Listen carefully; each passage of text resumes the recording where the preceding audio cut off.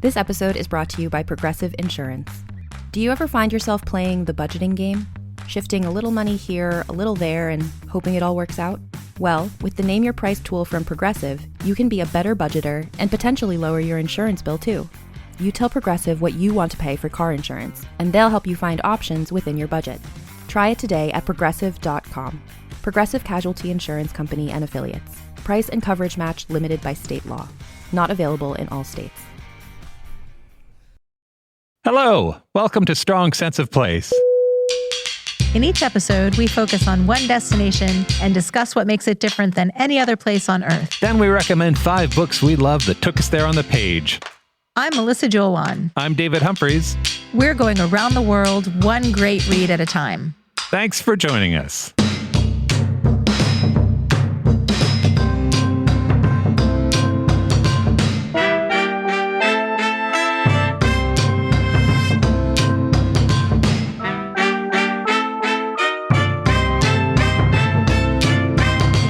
Welcome to Season 4, Episode 35 of Strong Sense of Place. Today we get curious about hotels. Good morning, Claridge's. How may I help you? For the taxi, let me... What's your favorite thing about staying in a hotel? I think it's the novelty, honestly. Most of the time that I go to a hotel, I haven't been there before. Frequently, I haven't been in that city before, and so I'm sort of excited to explore the neighborhood and see what's going on and all of that. And then maybe a tight second would be breakfast. I really like having breakfast. Maybe not even in the hotel, but maybe at that nice cafe across the street. I am a big fan of the hotel breakfast. But now I'm wondering whether I just like cafes. The thing that I really like about hotel breakfast, and this may be specific to me, is that at home, when I get up in the morning, I have to feed the cat. I have to clean the litter box. I have to give the cat water. I have to do my workout. There are usually chores associated with first thing in the morning for me. In a hotel, none of that.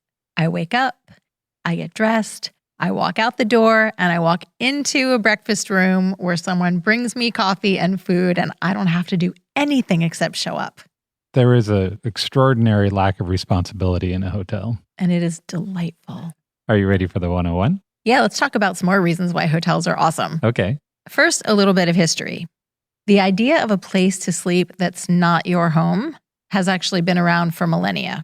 When the Greeks and Romans developed thermal baths that people would travel to, they also built accommodations for visitors to spend the night after they had their recuperating soak. So spa towns are thousands of years old. Yes. Smart. In the Middle East, starting around the 7th century, caravanserai were placed along trade routes like the ancient Silk Road for merchants to rest during their travels. Oh, you dropped in a new word like it was nothing. What was that? Caravanserai. Okay. I will put a picture in show notes. These were inns placed about one day's journey apart so that merchants could spend the night. That was needed, not just as a place to sleep, but for protection from bandits who targeted caravans of silk and spices. You do not want to be out on the Silk Road after dark. What we would recognize as an inn became more common in Europe in the Middle Ages. These were house-like structures that provided lodging, food, and stables for horses. So now we're going to fast forward a few hundred years to the Industrial Revolution. Okay. The idea of hotels was now spread throughout Europe and Asia and had leapt across the ocean to America. Now we get into some really exciting firsts. The first hotel in the United States was, of course, in Manhattan, and it was called, very creatively, the City Hotel. Nice. The Tremont House in Boston was the first hotel with indoor toilets and baths. A welcome relief. See what I did there? That hotel also had the revolutionary idea of providing free soap. Oh, wow. You don't really think about hotels before soap, but yeah. There you go. That makes sense. The 19th century gave us iconic hotels that are still revered. You can still stay in these places today. The Savoy in London, the Ritz in Paris, the Waldorf Astoria, and the Plaza in New York. Yeah, I'll be talking about the Plaza quite a bit in a little while. I'm excited to hear about that. These are grand hotels associated with 5-star service, romance, and glamour. The purpose of the Grand Hotel was to give the wealthy a home away from home that took care of their every need. This is the 19th century. We're talking about robber barons and spoiled rich guys. They want to be waited on.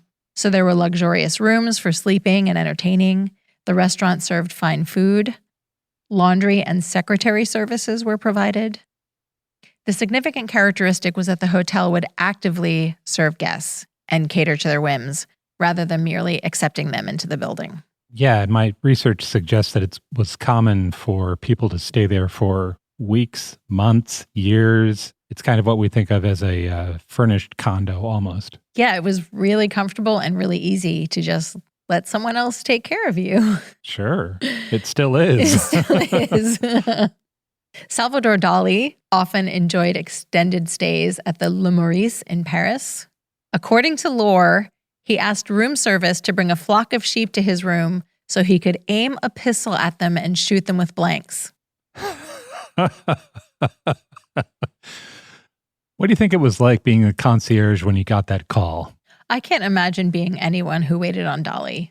Creative surrealistic artist or just a jerk? Hard to tell sometimes. It's true. The bon vivant Oscar Wilde lived at the Cadogan in London and L'Hôtel in Paris, where he died.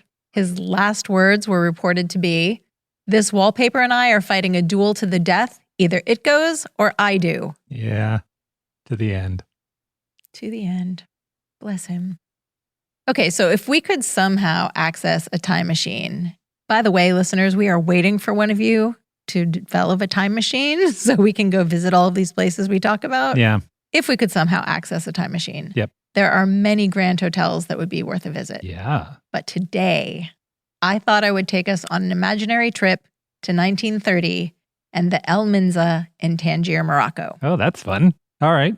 Tangier is on the tip of North Africa. Yep. It's just a short ferry ride away from Spain across the Strait of Gibraltar. All of these words sound romantic. From 1923 until the mid-50s, Tangier was an international zone that was controlled by 9 different countries. It was very glamorous and cosmopolitan, and it was a city where it felt like anything could happen.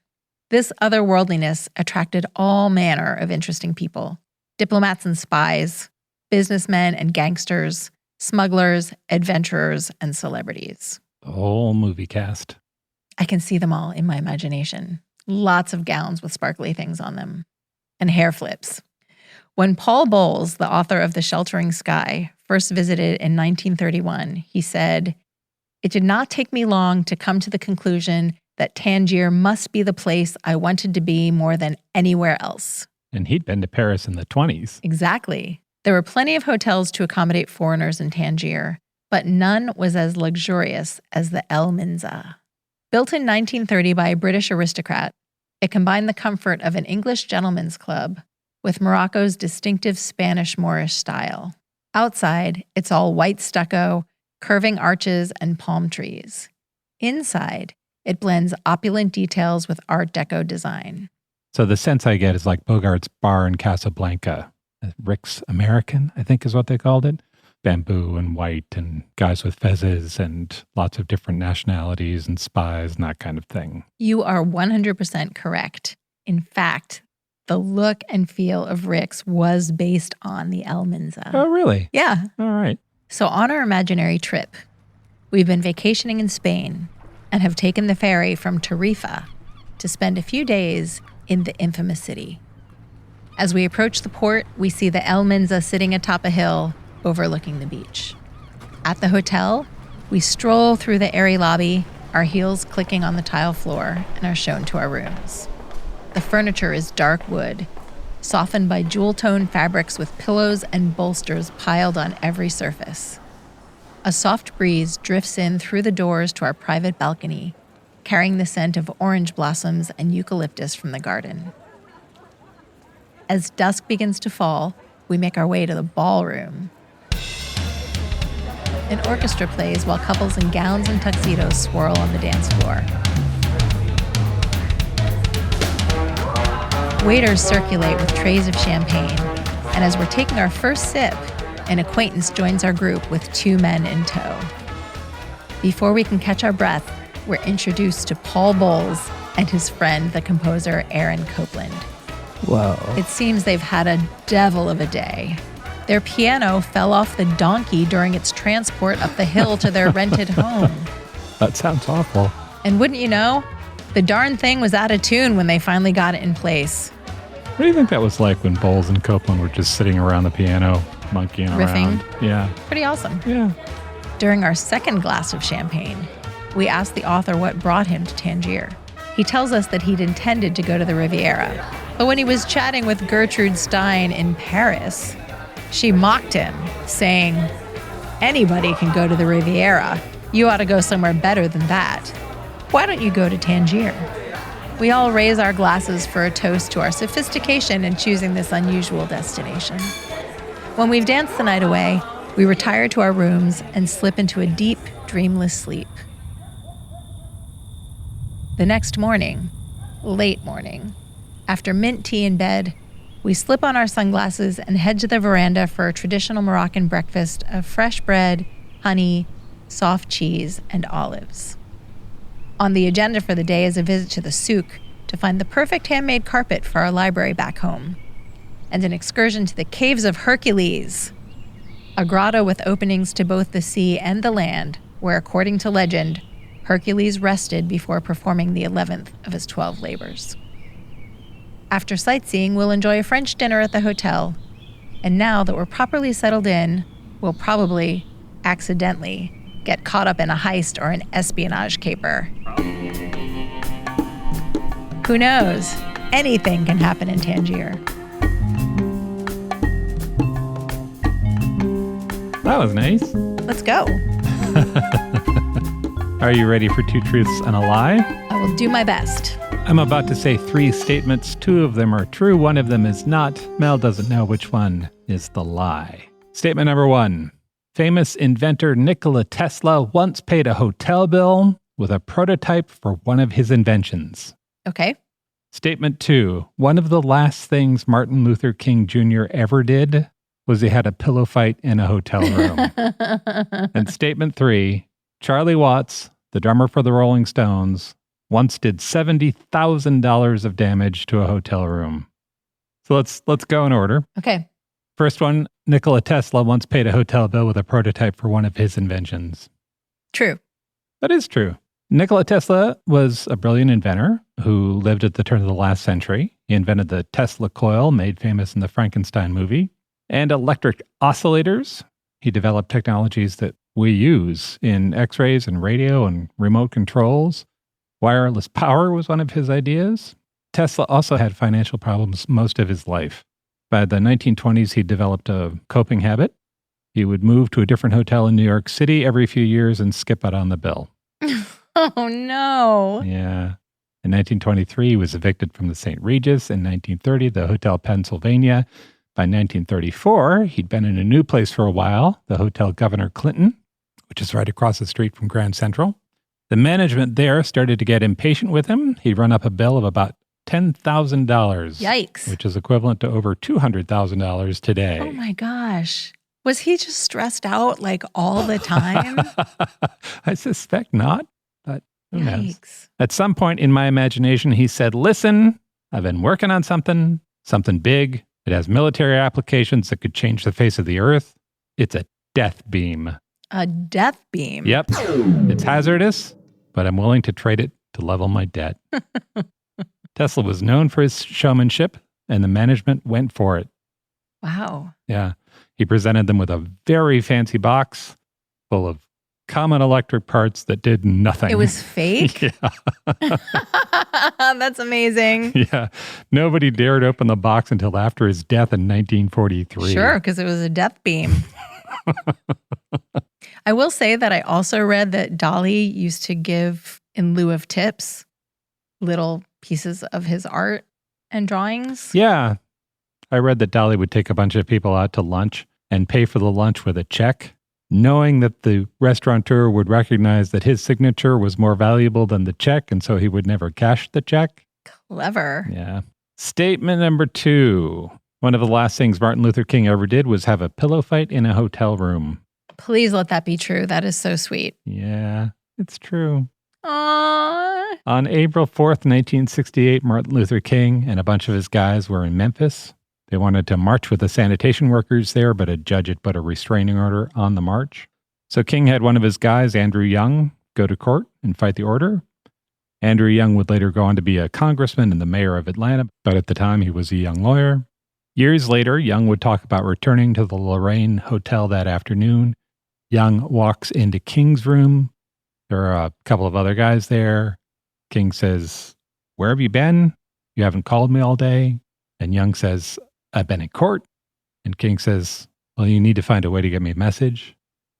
And Young says, "I was on the witness stand trying to get you the right to march and keep you out of jail."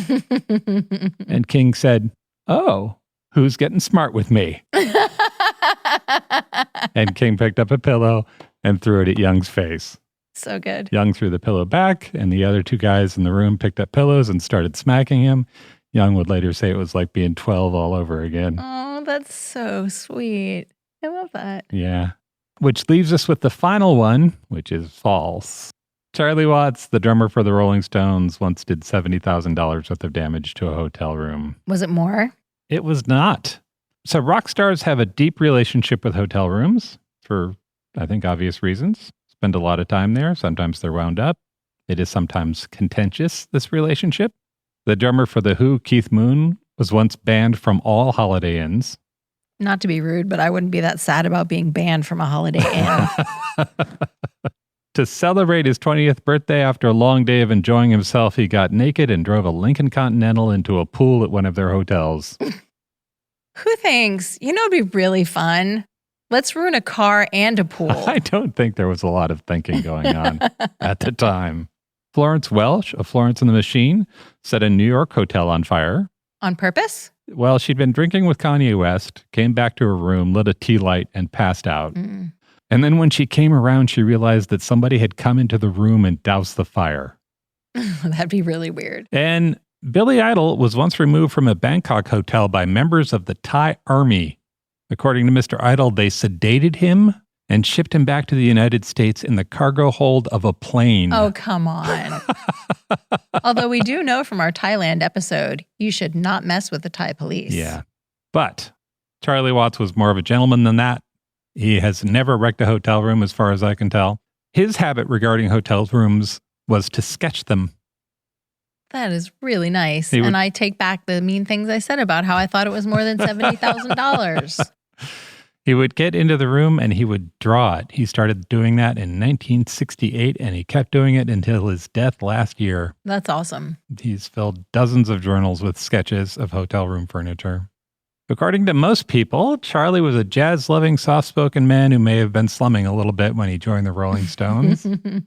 He had already met his future wife when he became a member of that band, and he was committed to the success of that relationship for the rest of his life. She was with him when he died. Aw. Yeah. There is one story of Charlie and hotel room violence. So in 1984, the Rolling Stones were staying at a hotel in Amsterdam. It's apparently a tough time for the Stones. They weren't as popular as they had been. Mick is striking out on his own, and that's kind of rough on the band. Dancing in the streets with David Bowie. Exactly, that time. The story is that Keith and Mick had been out all night, got a little lit. It's about 5 a.m. when they get back to the room, and Mick gets an idea. And Keith says, "I don't think we should do this," but Mick does it anyway. Mick picks up the phone, he calls Charlie's room, and he says, "Where's my drummer?" Charlie gets up, takes a shower, puts on a Seville Row suit and tie, dabs on a pit of cologne, walks down to Mick's room and knocks. Keith opens the door. Charlie walks past him and stands in front of Mick. He grabs one of the world's most famous men by the lapels and he says, "Never call me your drummer again." And then he punches him hard enough that Mick goes flying. Whoa. Yeah. A writer who wrote a book about Charlie Watts would later write that it was nothing less than you would expect from a guy whose right hand had been carrying the weight of the greatest rock and roll band in the world for 20 years. That's an awesome story. Yeah. There are many ways to entice a potential new customer with flashy branding and calculated marketing strategies. But at the end of the day, the success of a business comes down to the ability to close the sale. And for businesses like Thrive Cosmetics, Allbirds, or Skims, it's what goes on behind the scenes, making selling, and for shoppers, buying, simple that makes the difference. For them and for millions of businesses, that difference is made with Shopify. Businesses that want to grow with Shopify. Because if your goal is growth, your commerce platform better be ready to sell wherever your customers are scrolling or strolling. And Shopify will make sure you're ready. On the web, in your store, in their feed, and everywhere in between. Nobody does selling better than Shopify. And with Shop Pay, they boost conversions up to 50%, meaning way less carts going abandoned and way more sales going. It's no wonder Shopify is home of the #1 checkout on the planet. Upgrade your business and get the same checkout Allbirds uses. Sign up for your $1 per month trial period at shopify.com/realm, all lowercase. Go to shopify.com/realm to upgrade your selling today. That's shopify.com/realm. Are you ready to talk about books? I am ready to talk about books, but I also want to preface my book talk by saying it was very difficult for me to narrow down my choices for this episode. It's true. It's been days of conversation about how we were going to handle this. And the way we're handling it is to just shove them all in. Yeah. So this may or may not run a little bit longer than we usually go, but we've got a bunch of really good reads for you. My first pick is A Rule Against Murder by Louise Penny. I chose this because it's set in a beautiful historic hotel overlooking a lake in Quebec, Canada. So it's got a very strong hotel vibe. And it's a mystery with all of the tropes of a manor house murder. Oh. So it's the bookish equivalent of a peanut butter cup. Two excellent things made even better together. Yeah. This is the 4th book in the Inspector Gamache series. The later books kind of require that you read them in order, but this one functions really well as a standalone. You read most of the Gamache books, right? I have read all of the Gamache books. Yeah. And I've actually gotten some very sternly worded emails from people who said they must be read in order. Oh. And I agree that the later books work better when you kind of see the evolution of the characters. This is the 4th book in the series. It's very early, and it does work as a standalone. Okay. Let's talk about the star of this series, Armand Gamache. He's the chief inspector of the Sûreté du Québec. He's known for his compassion and his calming sense of decorum. He's very patient, he's measured in his speech, and generous with praise. My favorite detectives are usually the ones who are rumpled and maybe drink too much and definitely have issues. Sure. Gamache is the polar opposite of that, and he is really wonderful. He is not a pushover. He's just a good, intelligent adult who cares deeply about people in his job. Everyone talks about how he smells like sandalwood. My impression is that if you were in his presence, you would breathe deeply and calmly. He and his much adored wife, Reine Marie, live in a village called Three Pines, and most of the books are set in Three Pines. But in this one, they're celebrating their anniversary at the Manoir Bellechasse, a luxurious and very isolated mansion hotel on a lake surrounded by forest. The fictional hotel in this story is based on the real-life Manoir Hovey. It sits on the shore of Lake Massawippi in Quebec. In the late 19th and early 20th century, the lake was a popular summer getaway for wealthy people. So Upton Sinclair went there, and the Barron family from Barron's magazine summered there, swimming, fishing, and boating on the lake. The fictional version of the hotel, the Bellechasse, is steeped in the real-life history. So the prologue of the book says, "There was something unnatural about the Manoir Bellechasse from the very beginning. It was staggeringly beautiful, the stripped logs golden and glowing. It was made of wood and wattle and sat at the water's edge. It commanded Loch Massawippi as the robber barons commanded everything." That's a nice description.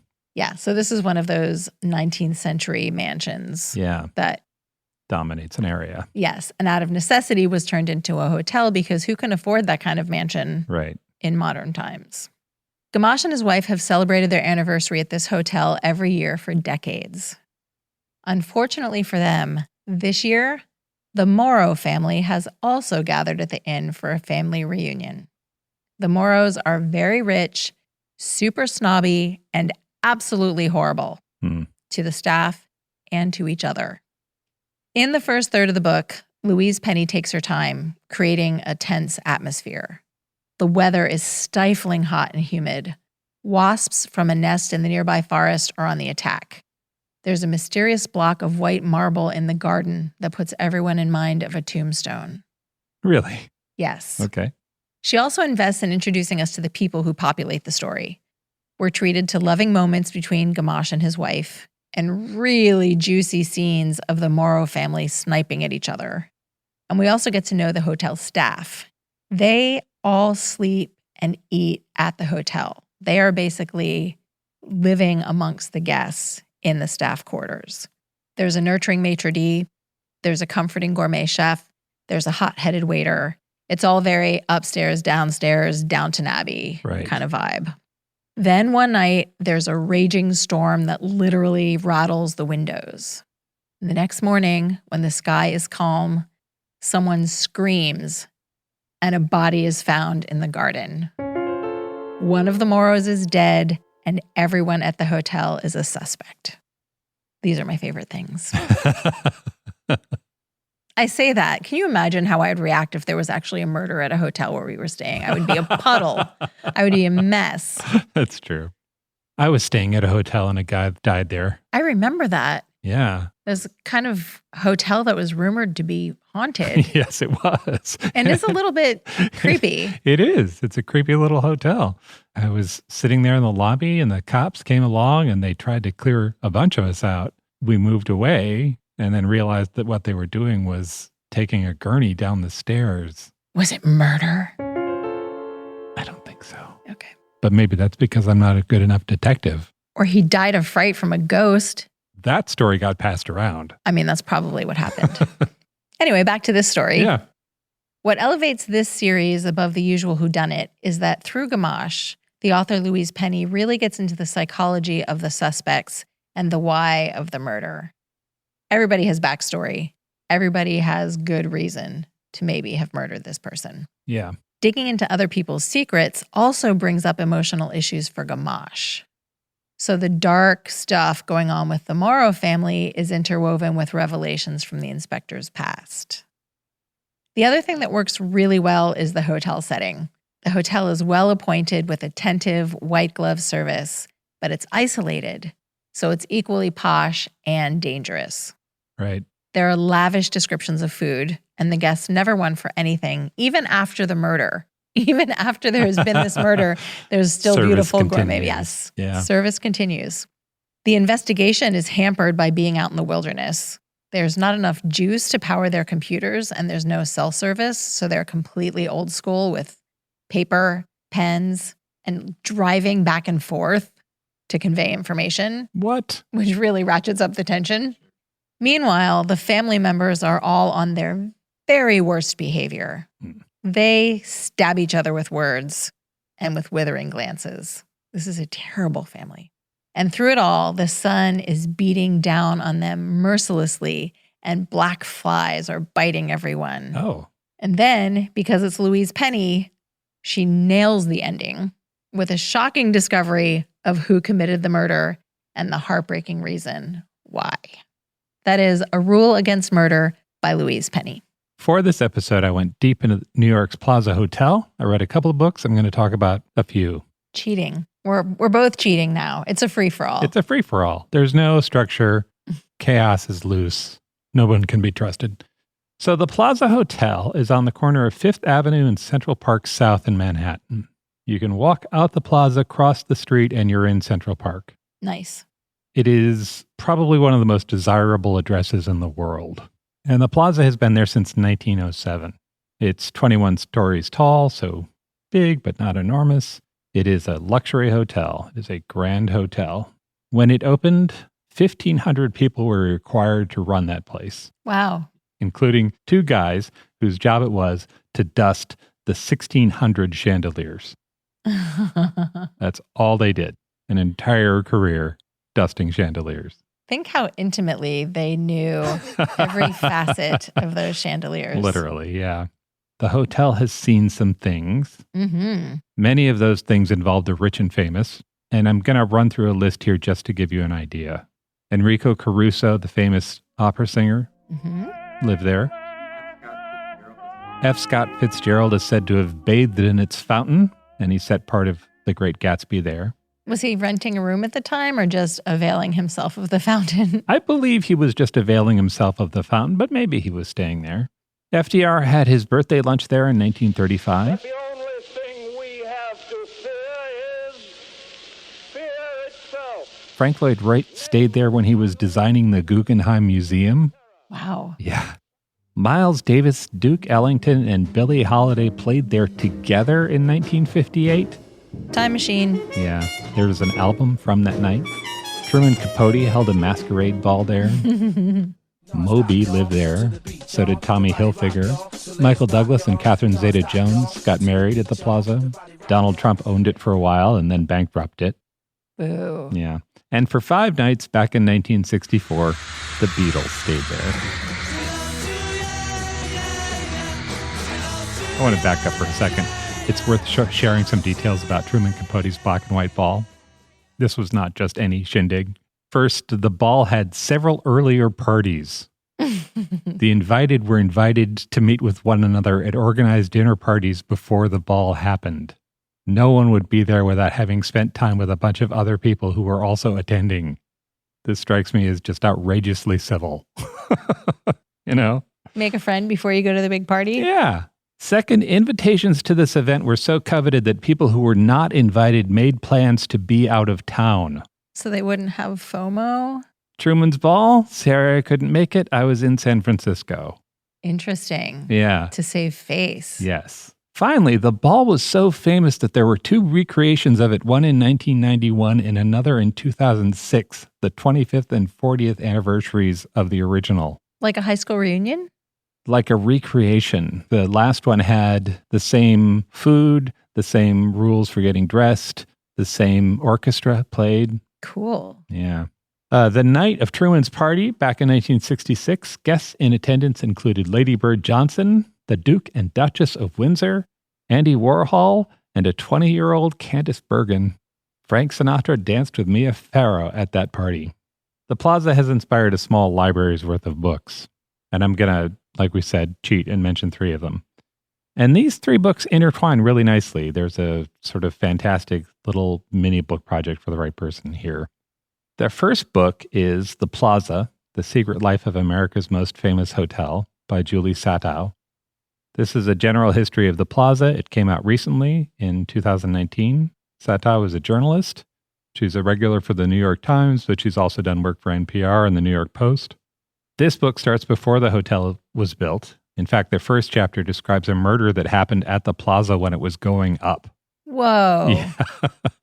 There was some tension between the hotel's owners and the Iron Workers Union, and things got out of hand. And from there, she goes decade by decade through the history of the hotel, ending just a few years ago with the Plaza a bit of a shell of its former self, but hoping for better things. The book does an impressive job of shifting with the ages. The stories change as the decades go by. And to some extent, the story of the Plaza is the story of New York City. Mm-hmm. This book gives us a little bit of a ringside seat to the changes that made New York what it is now. The second book I want to mention is The Hotel, A Week in the Life of the Plaza by Sonny Kleinfeld. This book is the book you want to read if you're curious about how a luxury hotel works. Kleinfeld uses the framing device of 1 week to talk about who totes the luggage and who cleans the rooms and who watches the front desks, that sort of thing. That sounds really cool. Yeah. It's an older book. It came out in 1988, but that also means that it was looking at the Plaza when it was near its height. Publishers Weekly called it at least as enjoyable as staying at the Plaza, which was not my experience, but I still enjoyed it. What if you read it while you were at the Plaza? Yeah. That would be pretty good. There you go. Take a week, stay at the Plaza, read this. Build a time machine, travel back to the heyday, read it while you're at the Plaza. And then finally, there's At the Plaza, an illustrated history of the world's most famous hotel by Curtis Gathier.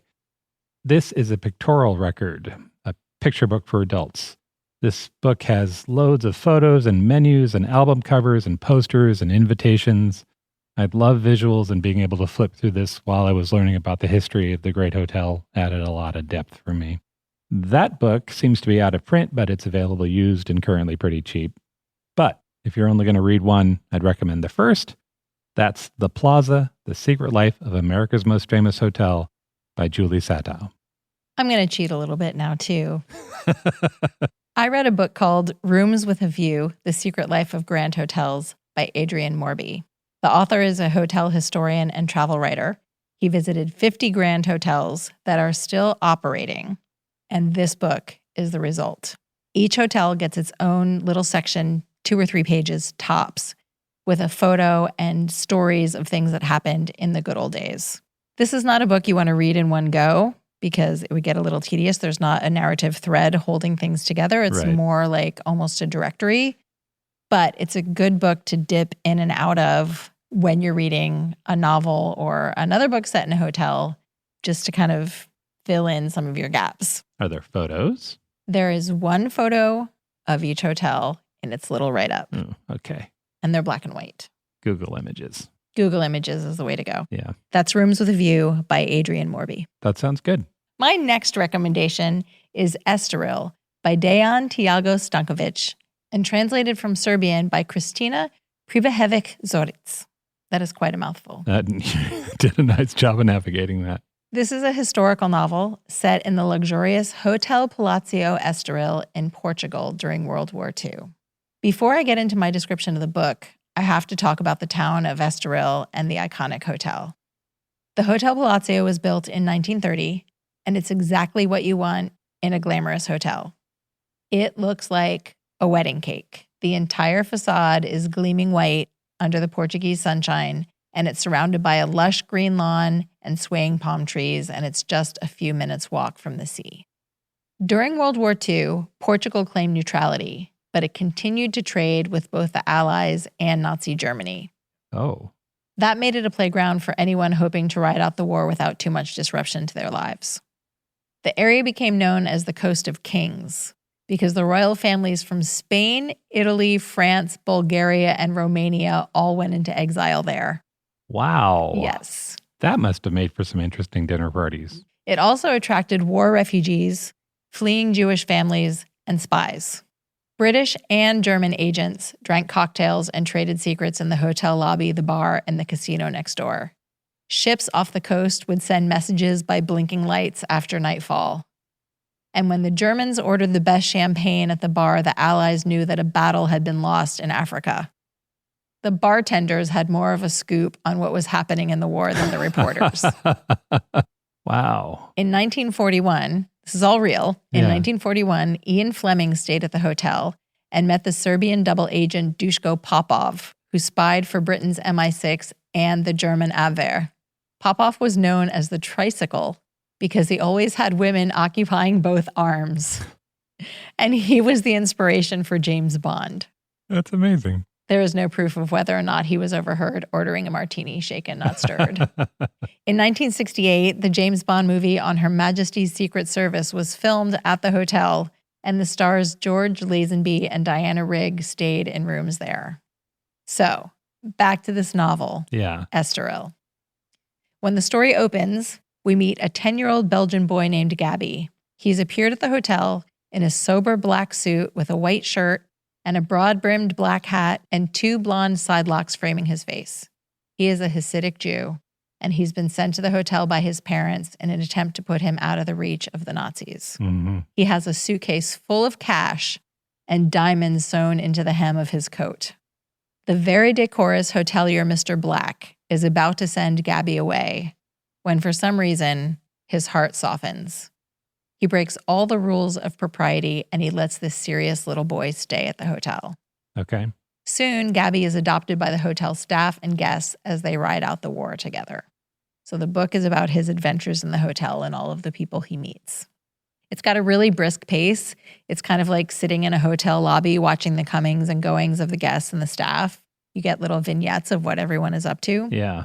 The fictional characters who become Gabby's found family share the hotel with real-life historical figures who were hiding out at the Hotel Palacio during World War II. So, of course, Ian Fleming and the spy Duško Popov are in the story. There's a concert from Jan Paderewski, who was a famous pianist and former prime minister of Poland. The French author and pilot Antoine de Saint-Exupéry is there, Oh, sure. Who wrote The Little Prince? who wrote The Little Prince. And the conceit in this story is that The Little Prince is based on Gabby. And all of them are watched over by the Portuguese secret police.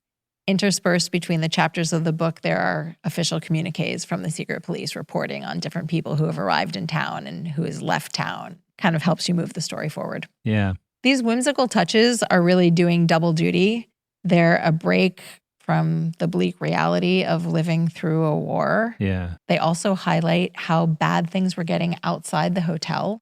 This story is like a mashup of the movie Casablanca, where wealthy people are desperately trying to forget the war with cocktails and evening gowns.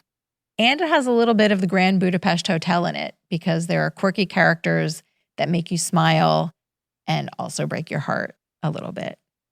This would make a very satisfying book pairing with A Gentleman in Moscow, which is another escapist read that takes you behind the scenes at a hotel during World War II. Yeah. It would also pair nicely with The Ventriloquists, which I talked about in our newsroom episode, because that's another kind of unusual story of World War II with brave characters and a warm found family.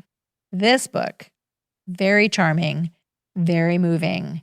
It's called Estoril by Dejan Tiago Stankovic. My next book is The Hitman's Daughter by Caroline Topdejan. This is a really fun gothic horror that came out in February of this year. Ooh, a new book. Yeah. For your entertainment, I will read you the first 3 paragraphs of this book. I can guarantee you that you will know whether you want to read it from this. This is the introduction. I'm ready. Though the hotel was constructed in 1921, the haunting didn't occur until 70 years later. On the 4th of August, 1991, at 3:30 in the morning, every television set in each of the 439 guest rooms of the Château du Ciel switched on preternaturally. By this time, the hotel's revenue was already suffering from the market crash 4 years prior. Fortunately, not many guests were checked in to experience it. But the few who were, seeking a nostalgic rendezvous or unparalleled privacy, would tell you the same story. They awoke to the sounds of their televisions blaring and an infant crying. The former nuisance they would shut off with a click of a remote, but the latter would prove difficult to pin down or drown out. Was it coming from next door? Upstairs? The corridor? After a few noise complaints to the front desk, the guests would eventually drift back into a troubled sleep, and with bags under their eyes and a sour taste on their tongues, all would check out hours later. Some would moan they felt ill from acute heartburn or intense migraines. Others would claim they rose in the morning with streaks of white in their hair or spiders crawling in their bedsheets. They'd blame the chateau, its poor wiring, its dusty vents and acidic wine selection. A handful would demand refunds and threaten never to step foot inside the hotel again. And for a little while, that was the case. The chateau in all its grandeur fell into ruin. The era was forgotten. So was the mysterious baby. Until the invitations arrived in the post. That's it. Until the invitations arrived in the post is just like someone beckoning, come with me. In the book, there's a printed invitation. Nice. On the next page for your review. The story revolves around a rundown luxury hotel in the mountains of Colorado. This place had once been a playground for the wealthy, but that was decades ago. It's still limping along, but parts of the hotel have been shut down for years. It mostly gets by as a hunter's lodge these days.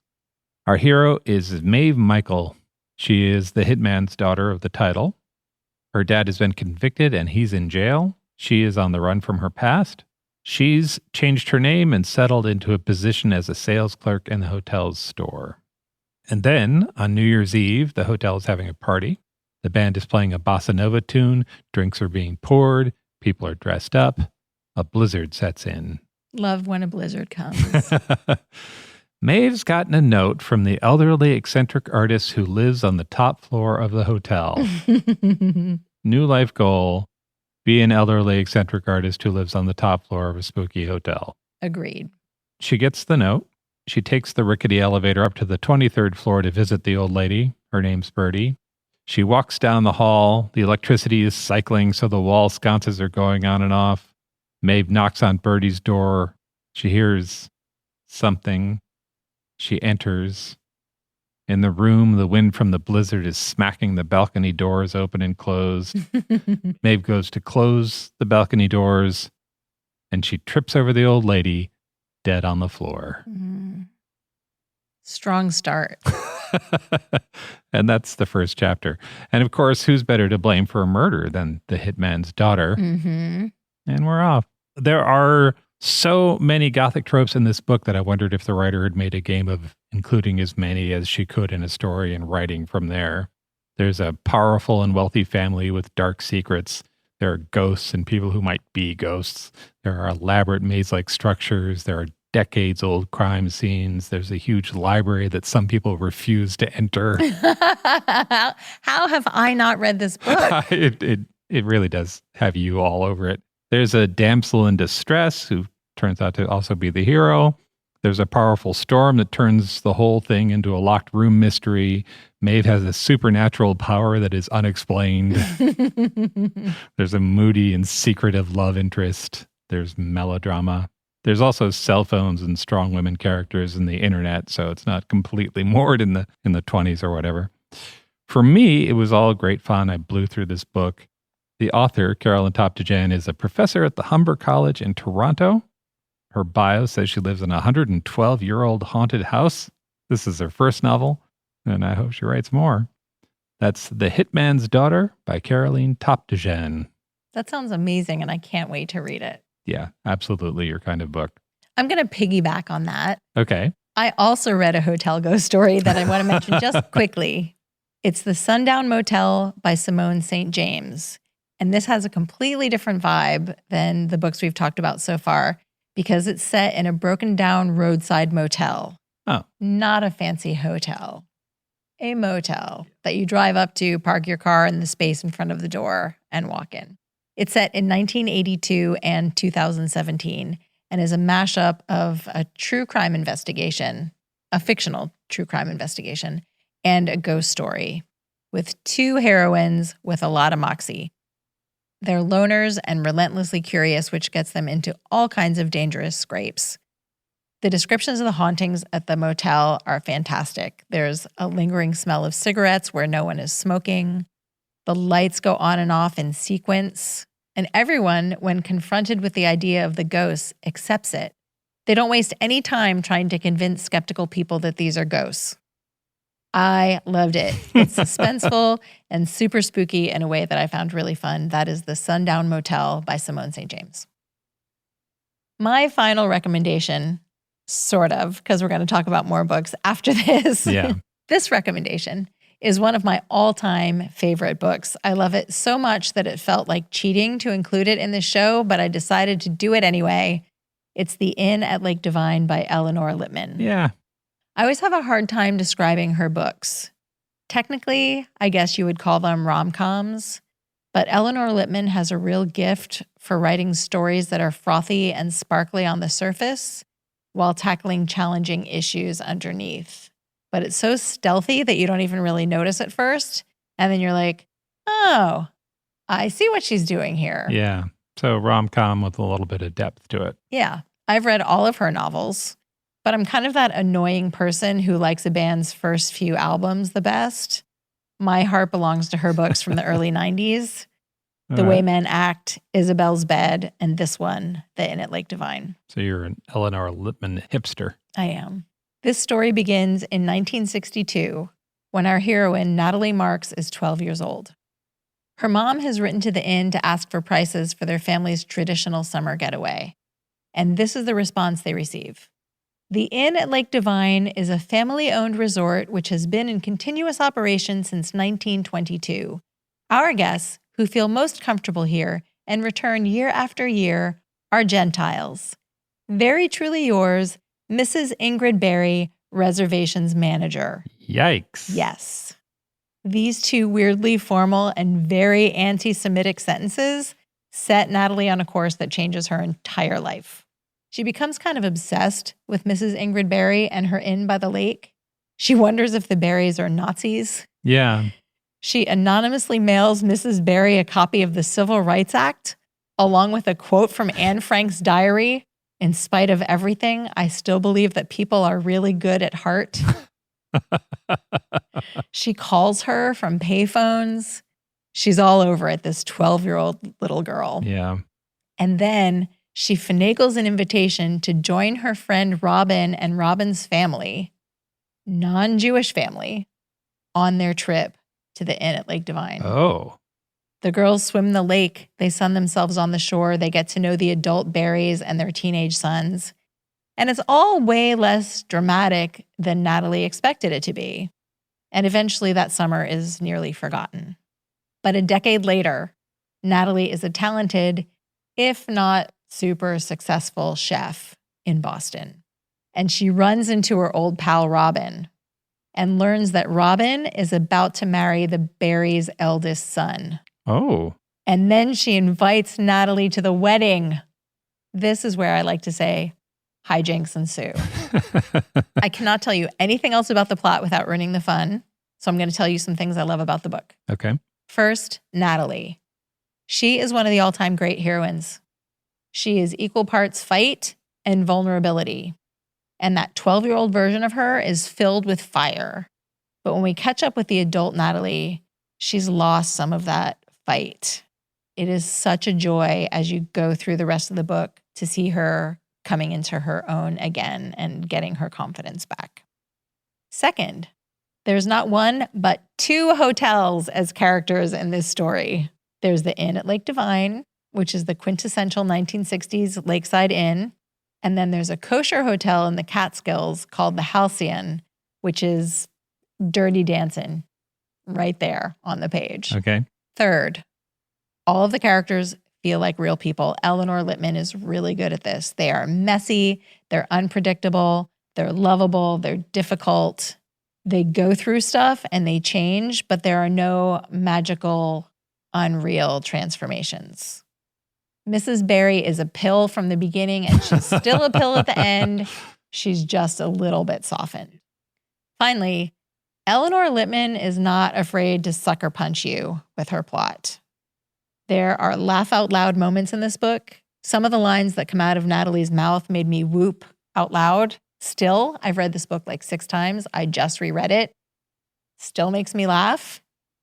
But then there are also moments that made me gasp out loud and shed a few tears. It is an emotional journey and it is really well done. That's The Inn at Lake Divine by Eleanor Lippman. But I also need to mention another book. I almost recommended this novel instead of The Inn at Lake Divine because it's one that I just read for the first time this year. But I couldn't quite give up The Inn at Lake Divine. This would make an excellent pairing with that book. It's called Last Summer at the Golden Hotel by Alyssa Friedland. It's set at the hotel of that name in the Catskills. The hotel is owned by the Goldman and Weingold families. They've been friends for decades and have run the hotel together the entire time. But the golden age of hotels in the Catskills is waning. And both of the families have returned to the hotel for a reunion to discuss potentially selling it. This is truly like if Dirty Dancing was a novel, but instead of being set in the 60s, it was set now. That is Last Summer at the Golden Hotel by Alyssa Friedland. So this is normally where we wrap up the show, but... And we say there's 5 books we love. we went overboard a little bit, and we're going to keep going overboard. We are. We've got a few more books we want to mention just briefly, I think, right? Mm-hmm. And then we'll wrap up. So this is your extra book special. The Maid by Nita Prose is a new book. It just came out at the beginning of this year, and it got a lot of attention. Yeah. It's all about Molly, a maid at a posh hotel who finds a lot of solace and comfort in the order of her work. When a guest is found dead in his bed, Molly becomes the prime suspect. Oh. And to find the real culprit, she has to forge alliances with friends at the hotel that she didn't realize she had. This would make a great pairing with Convenience Store Woman, which I recommended in our Japan episode. There's a lot in common between Molly and Keiko in Convenience Store Woman. Dave, I think you should talk about the next one. I love A Gentleman in Moscow. I do too. We could have just done an hour show about A Gentleman in Moscow. We could have. A Gentleman in Moscow by Amor Towles. I talked about that in our episode about Russia. I'm so enthusiastic about that book that we recorded me talking about that book, and then I listened to it, and I was like, that's not good enough. And we recorded it again a couple of days later because I was like, people need to know. This story is set at the Metropole Hotel in Moscow.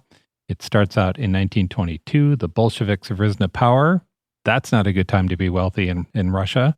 Our hero, Count Alexander Ilyich Rostov, is sentenced to house arrest at the Metropole, at the hotel there.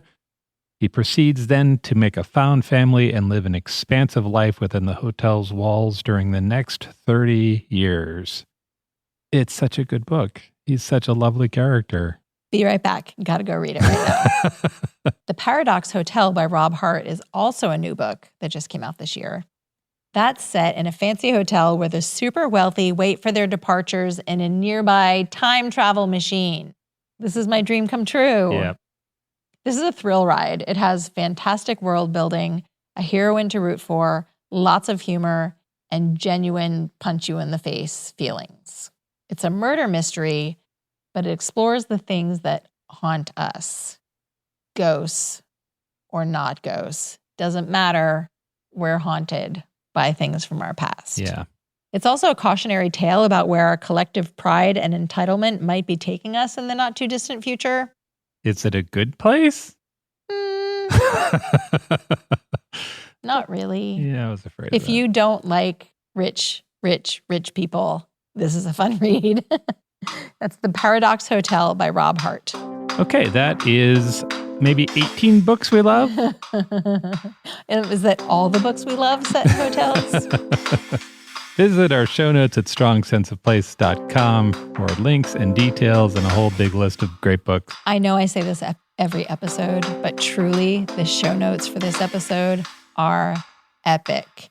Many of the grand hotels we've talked about can be found in some really yummy websites about historic hotels. There are tons of vintage pictures. There are stories about the outrageous things the guests did. You do not want to miss the show notes. So let's talk about the newsletter a little bit because you've been doing something new with that. A little bit, yeah. My Friday newsletter that goes out to all of our subscribers has always included what's been happening on the website and whatever happens to be on my mind that week.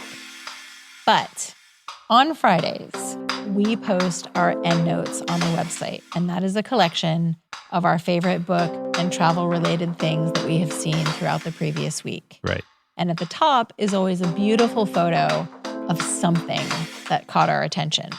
And I give it a little mention in the endnotes. What I've been doing in the newsletter is diving deeper into whatever it is that's in that photo. Sometimes it's a travel destination, sometimes it's a shop, sometimes it's a library, sometimes it's a holiday from a foreign country. But I go a little bit deeper in the newsletter to give our subscribers more context for the beautiful image that they're seeing on the website. That's nice. You can sign up for our newsletter at strongsenseofplace.com. It is a free newsletter, and it comes out every Friday. You can also sign up to receive notification when we update our blog, which is a shorter email from me that, again, gives a little bit more detail, exclusive details, bonus content that you don't get on the website. I always try to throw something new into the newsletters for our subscribers. Mel, can you tell us where we're headed next episode? We are going way, way, way south to Tasmania, off the coast of Australia. Thanks so much for listening, and we'll talk to you soon.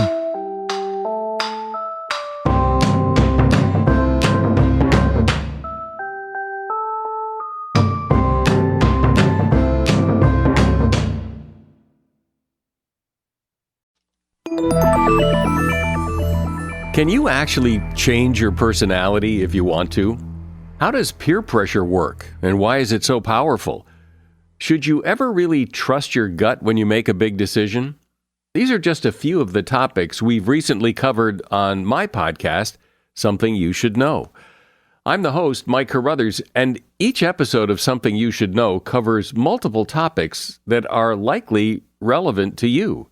You'll discover things you can use in your life today, right now, like how to have a great conversation, how to be more courageous, the anatomy of the perfect apology, and much, much more. To date, there are over 1,000 episodes of Something You Should Know, and we've gotten over 4,000 mostly 5-star reviews. I invite you to check out Something You Should Know. Look for the bright yellow light bulb on the blue background. Something You Should Know, wherever you listen to podcasts.